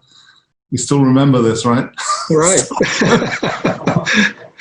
Agencies writing ads, sending them to the newspaper. It comes out, and there's a commission, or there's a fee, and everyone gets paid. And I think and suddenly you got this huge fragmentation of media, and the revenue model is much less certain. You kind of build an audience and it will come, but you could go broke building the audience, right? So I get that. And I think in terms of your question being, what is it doing to the advertising industry? I think that there's a, perhaps not as drastically, but there is obviously a restructuring and rethinking of the model. But I think it's around because there'd already been that disengagement between, I think, creativity and media to some extent. The media buying function was kind of separated, certainly planning as well, perhaps was separated from creative agencies. So we were already in the mindset of selling creativity, selling creative solutions. And I think our revenue model had already shifted to one that was about, the cost of delivering, or the value rather of delivering a creative solution, and getting a return on that investment, getting superior returns on that investment. So we're all about that. So I think that's coming through. But I think a lot of a lot of the production side of it has been disrupted. A lot of commercials making, obviously all kinds of production in terms of we used to spend months, not months, but certainly weeks doing photography and illustration and making beautiful, highly polished, finished ads. And now often, the artwork is needed in 24 hours. It has to be grabbed off an existing template, or it has to be inserted. Maybe it's inserted by a computer. That the headline and the price is grabbed and placed within less than a second. So all that's happening. All we can, again, in the end, we cannot stress out about it, because we'll be more stressed than we are already. all we can do is control the things we can control, and do the best we can in the spaces that we can play in, and right. Believe that we'll get through. That we will not just get through it, but have an important and significant role to play as things go forward. All right, Ms. Basinillo, you want to weigh in on that? Yeah, so just to build on what David has said, it's quite hard to project anything right now. I mean, long-term or, big decisions. Now, for print specifically, you have UPMG. This is the time for you to group together, try to understand on how you can pivot as a group, whether that's costings, guidelines, and whatever, because we're a self-governed industry. And, I used to be the president of MSAP. There's a lot of gaps within our industry. Influencer, for example, is not regulated. There are some influencers that can be very unreasonable, abusive, and there's no way for us to really go after them if there's something that that happens. So all of these things, we have to really crack our heads together. We have so much talent in this country. It's a matter of weathering the storm, but at the very least, we need to really work together. And UPMG having this kind of webinar or grouping together and asking the experts, and working with PANA and other organizations, I think that can help all of us. Last point would be, for example, in Europe, all the news organizations or print organizations group together.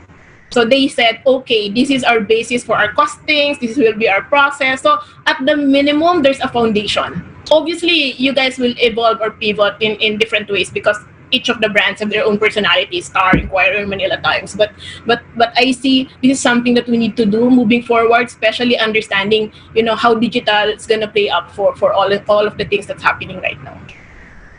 Thank you. Professor Cruz? Yeah, okay. So I think, you know, first off, I'd say that there's probably not enough advertising spend in the world to support all of the business models that want to be advertising supported. Okay, so I think that there's just too many websites or platforms or pages that are hoping to be ad supported. There's really, if you just add all of it together, there's just not enough ads to support all of those business models. So I don't think, you know, I approach it with some caution, because I think, you know, advertisers today are very smarter, much smarter. They're more savvy in terms of like placement. And, you know, if we look at what's happening in the news side, let's say on the print side, if before, I'm guessing that bulk of your revenue came from advertising versus subscription. Yeah. What's happening on the digital platform, subscription is proven to be the more sustainable one, both from a financial point of view, but also from a sort of brand point of view. I think the independence of media and its ability to operate without being overly reliant on one or two financial sponsors, I think plays into the integrity of the news organization. And that's why I think news is becoming a product that people are again willing to pay a subscription for. I think the problem was in the early days of digital, newspapers would charge the subscription on the paper version, but they would just sort of like give the digital content for free from the very beginning. So in a way, you know, that. And second of all, I think is that you really have to have a strategy to differentiate your online news product versus other news organizations. I think the problem is on digital right now, you remember the headline, but you don't remember the news organization reporting the headline, because almost all the news organizations report the headline same way, right? And even if you subscribe, you find out about the news one way or the other because somebody will share it to you or screen grab it or et cetera, et cetera. So I think there has to be really a first of all, you know, really reimagine your category. And it's not just digitizing a print newspaper, but really trying to understand what are the information needs of people online. When do they need it? Why do they need it? I would hazard a guess and say, I don't know, sir, how much did weather section of the paper contribute to your revenue in the past? Versus today, if you reimagine your weather reporting and try to make your weather reporting more relevant to people whose business was heavily reliant on accurate weather information, whether you could actually earn more on this platform from weather reporting than you were able to use to before. So I'm just saying that we really have to approach every category with a fresh mindset, because the need is deep for all. Okay, and I think the beauty about digital is that if we embrace it, it will bear results. It will bear fruit. I think the problem is sometimes when we're too standoffish about digital, we're willing to like engage on the easy to enter parts of digital, but we're not willing to go deeper into other aspects of it because it's too intimidating. I think that's where, you know, we tend to get crowded together with all of the other organizations that don't want to make a deep in it. So maybe I'll just name two brands that interest me that might have some implication to Manila Times. One is Medium. So Medium as a platform. So it's like the net for written work, right? So in a way, Medium now is the platform. So it's the YouTube for written work. And that's where writers go to get monetized. So technically today, any writer could go on Medium, create their own channel on Medium, write their own thing on Medium, and Medium will be the one to monetize all of their written content. The second brand I just want to mention is Patreon, which you probably hear a lot when you go on YouTube. It's basically the platform outside of the YouTube monetization system where individual creators can get paid directly by their consumers, right? So it's like a subscription donation model. And, you know, it just diversifies basically the share of ad revenue that YouTube creators get from YouTube, etc. So, you know, it's again, you know, looking for that right mix between subscription and advertising. I think today advertising is fickle because, as you noticed, the major platforms actually are not that well regulated when it comes to showing ads. whether government regulated or industry regulated. So if Facebook decides not to show ads, if YouTube decides to demonetize you, you're gone. If YouTube decides to change the algorithm, your whole calculation for your ad revenue change. So it's very dependent on how stable the system is. And that's why you can't put your whole life on one platform. You really have to distribute it to a lot of platforms. And I think because a lot of new platforms are emerging. Interesting. Thank you very much. We'd like to continue talking with you, but I notice that we're 6 minutes over our schedule. There are a few more questions, but perhaps we can just email them to our speakers today. I would like to thank Mr. David Guerrero from BBDO, of course, also from 4As, Ms. Gladys Basinillo of Intersection Communication, and Professor Richard Cruz of the Asian Institute of Management. Thank you very much for your time today. Perhaps we can invite you back again. As you all said, that things are rapidly changing. Maybe we should have this again very soon to get the latest developments. On behalf of the Manila Times, thank you, everyone. Hey, thank you so much. Thank you. I was on mute. Bye. Thank you. Thank you.